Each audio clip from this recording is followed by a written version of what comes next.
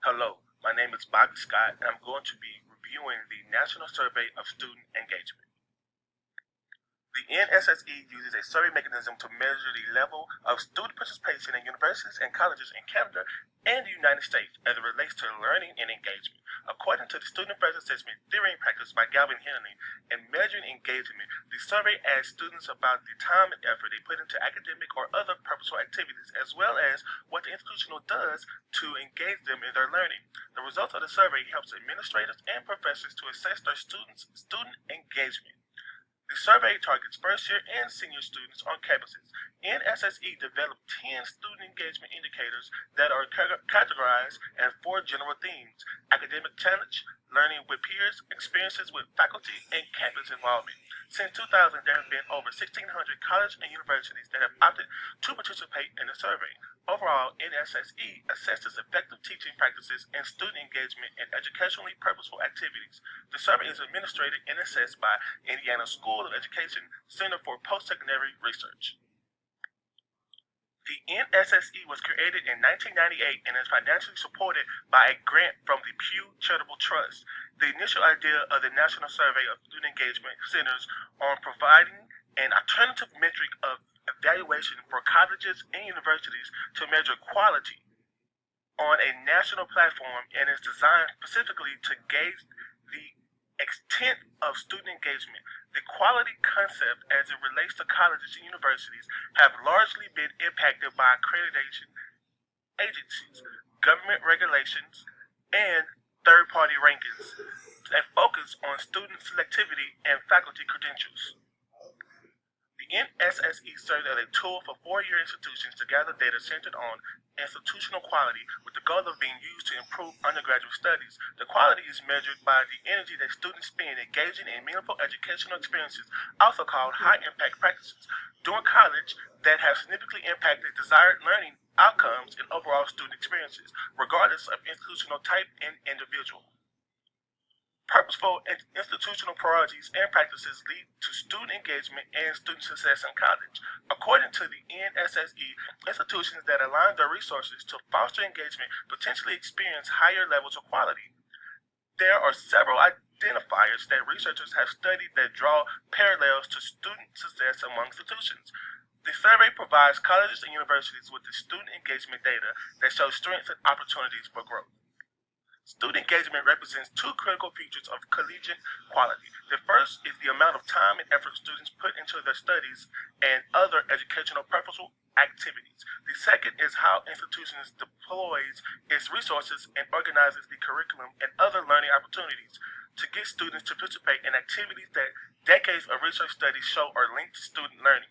As stated earlier, students' responses and the surveys have been categorized into 10 engagement indicators, EIs, and are concentrated among 4 general themes as seen above. The NSSE also provides results on 6 HIPs that are duly noted for their positive outcomes on student learning and retention. These HIPs are known by researchers as educational experiences that shift one's trajectory of success in college. The HIPs refer to learning community, service learning, researching opportunities with faculty, internship or field experiences, studying abroad, and some senior experiences that seniors should engage in. The NSSE suggests that all students should experience at least one HIP during their first year and one during their senior year. Institutions often use several approaches to share their results. It is usually most effective to use a combination of dissemination techniques. Targeting specific audiences to share results can facilitate focused dialogue about implications of the findings for policy and practice. For example, presenting their findings to a faculty advisory committee or planning a retreat for student affairs staff. Institutions can also share results campus-wide by posting summaries of important findings or by inviting colleagues to review their full report online. For example, creating individual reports for deans of each college to present to their faculty or sharing findings and announcements at faculty and staff meetings. Tips. Purposeful institutional priorities and practices lead to student engagement and student success in college. The NSSE administers surveys in spring term, and they are created to be short and easy to complete. The surveys ask questions to undergraduates about the students' exposure to and participation in effective educational practices, their use of time in and outside of class, the quality of their interactions with faculty, staff, and other students, the supportiveness of their institutional environment, and their perceived gains from the educational experiences at their institution. Some examples of the best practices that universities have used data from the NSSE are using results in accreditation, like the University of North Dakota, improving educational practice by Bethel University, or using the data for quality enhancement, like the University of Texas at Tyler. There are many publications that receive this data from the NSSE. A featured publication by the NSSE is First Year Students' Time Use in College, a Latent Profile Analysis. It was published in the Journal of Research in Higher Education and discussed using latent profile analysis to identify a taxonomy of how first-year students spend their time using a large multi-institutional sample. This study identified 4 time usage patterns by first-year student types: the balanced, the involved, the partiers, and the parents. It found that sex, expected, major, and on-campus residency, age, Greek-like membership, and standard test scores were predictive of students' time use patterns and also suggest implications for policy and practice. Another featured publication by the NSSE was titled The High Impact Practices and Student Facility Interactions Across Sexual Orientations from the Journal of College Student Development. The purpose of this study was to investigate the relationship between high-impact practices and student-faculty interactions for lesbian, gay, bisexual, and questioning students. Results yield few differences in participation of high-impact practices for LGBTQ students compared to heterosexual students. Results also demonstrate the significant influences of student and institutional characteristics on high-impact practice participation for LGBTQ students, and in particular student-faculty interactions.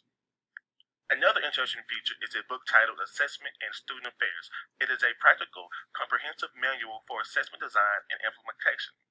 The book offers a contemporary look at the foundational elements and practical applications of assessment and student affairs. From planning to reporting and beyond, you'll find valuable assessment strategies to help you provide meaningful information and improve your program. The NSSE website states that established methods for assuring quality in higher education contain few external incentives for individual colleges and universities to engage in meaningful quality improvement. However, here's an example of a potential use of its data outside the classroom. In a study titled Campus Housing, Student Engagement and Persistence, a multi-institutional study by the NSSE, it plans on examining the relationship between students, residential conditions, and their engagement, and ultimately their persistence. Some examples of other external uses can be included in things like accreditation bodies, which is the most common external audience for the NSSE results. About 1/3 of the NSSE schools are using the results in self-studies and accreditation reports. Governing boards, state oversight agencies, and university systems will support the value in student engagement and results, and news releases and feature articles which can be utilized in student, local, and regional newspapers. On this slide, you will find my resources. Again, thank you for watching.